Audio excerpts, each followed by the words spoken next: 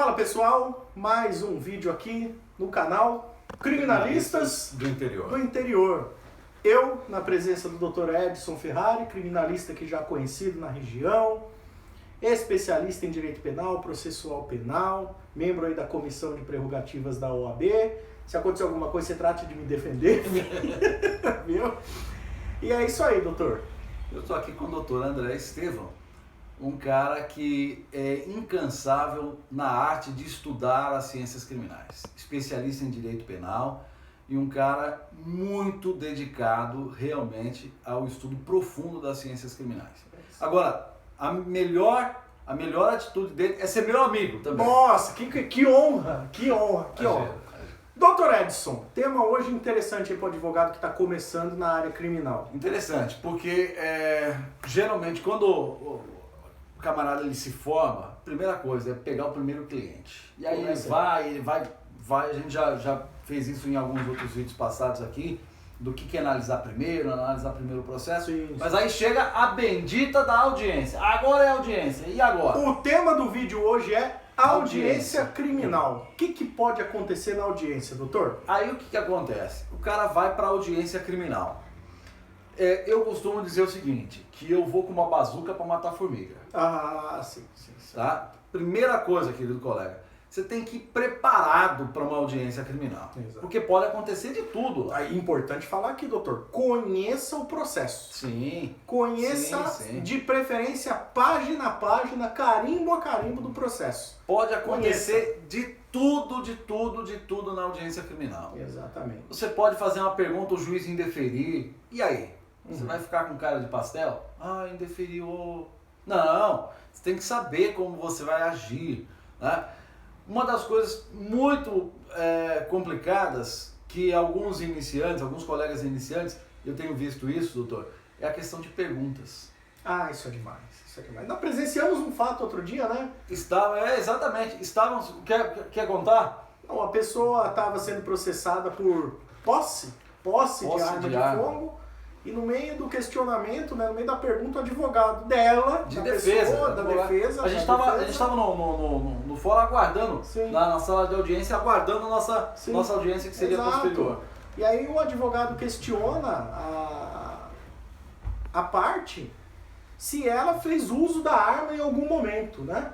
E aí, eis que a parte olha para o juiz, olha para o promotor e fala assim: não, desde que eu comprei a arma eu só dei 2 disparos.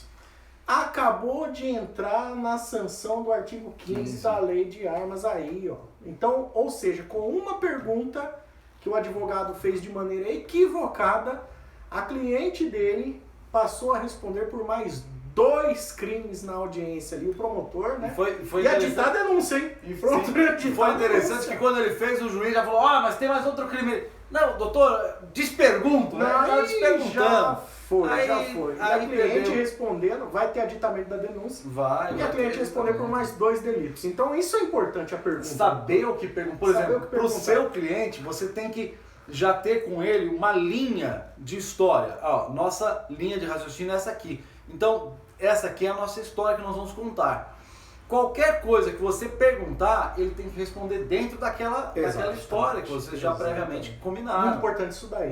Não pode fugir daquilo. Colega, outra coisa que bem interessante também. Agora, se estiverem ali presentes mais de um réu, e você tiver por um deles, e o outro tiver um advogado já constituído, por favor, senta antes da audiência, encontra o advogado, fala com ele, eu vou nessa linha de defesa. Exatamente. O doutor vai na outra linha, eu vou seguir essa. Então, assim, para ter essa questão de tratamento brando entre os advogados. Porque senão, eu já vi isso muito acontecer, viu, doutor? Um advogado vai lá e começa a atacar o cliente do outro. Então, isso daqui, eu morro de medo, sabe do quê? Quando é 2, 3 réus, e eu olho lá, e como a gente já conhece os outros advogados, eu vejo que não são advogados criminalistas. Aí é demais. Me dá medo, porque ele vai vir com tese para cima do seu cliente, para tentar absolver o cliente dele, ele quer condenar o seu. Exato. Conclusão, fica você e ele às vezes se degladiando, e o promotor morrendo de rir, diz: vai ser os dois condenados, e acusa os dois,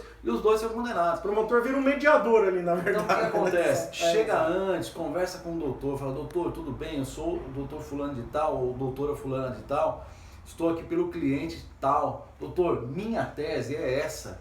Atrapalha. Exato. Outra coisa, querido colega, isso aqui é um código de ética de criminalista. Se você tem alguma pergunta para o cliente do colega e entende que, claro, que aquela pergunta não vai prejudicar a defesa do colega e vai ajudar a sua, chegue ao colega, ao advogado e diz, doutor, eu tenho uma pergunta aqui que eu gostaria que o seu cliente respondesse.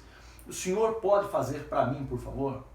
Ou há algum problema de eu fazer? Perfeito. O que acontece? Eu, para os meus clientes só respondem minhas perguntas. Não responde pergunta de promotor e nem do outro advogado. Porque já fui surpreendido com o colega querer pegar o nosso cliente aí com perguntinhas capciosas. Agora tem uma coisa, eu tive uma vez um cliente que era gago. Nossa.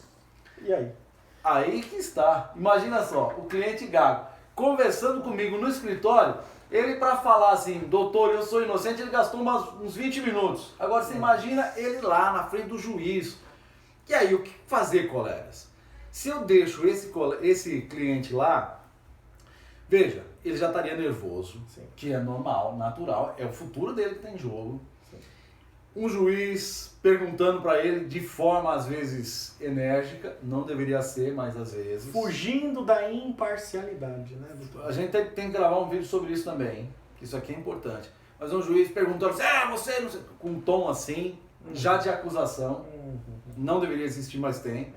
O cara tá totalmente nervoso. O que tem que fazer? Senta na frente do computador, redige eu fiz isso, redigi uma declaração. E quando chegou lá na hora, as perguntas de identificação, ele é obrigado.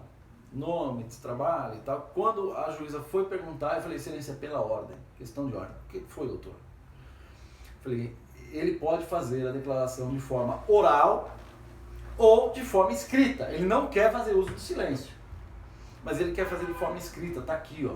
Junte-se no termo do artigo 231 do CPP. Pedi para juntar nos termos do artigo 231 do Código de Processo Penal. A promotora deu um pulo dessa. Doutor, eu não aceito. Falei, quem tem que aceitar não é a senhora, doutora promotora, com todo o respeito.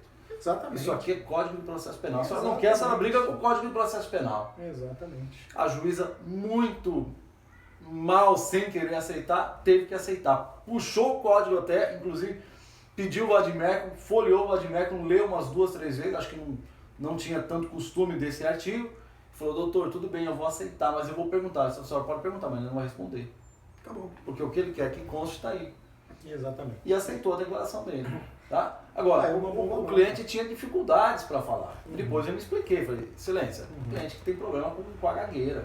Ele vai ser questionado, vai ser apertado, nós vamos sair daqui meia-noite. Tá certo. E outra, eu também não queria que ele fosse apertado. Então essa é uma boa dica. Tá certo. Perfeito, doutor. Perfeito. Doutor, então o papo hoje foi agradável, gostei bastante. Voltaremos a falar sobre a audiência, porque na verdade não é só isso que acontece. A audiência acontece de tudo, né? Acontece de tudo numa audiência. Exatamente. É assim, é uma caixinha de surpresas da audiência.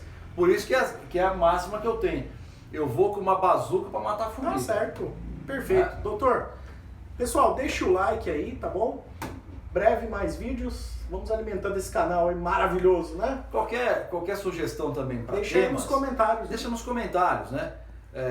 Sugestão, gostaria que vocês falassem do tema X, tema Y e tal. E a gente vai, lógico, na medida e lembrando possível, sempre, né, doutor? A ideia do canal é trazer a prática mesmo, né? A prática. Teoria... Se você ficar com teoria, você vai lá, compra o livro do Nutt. Compra o livro do...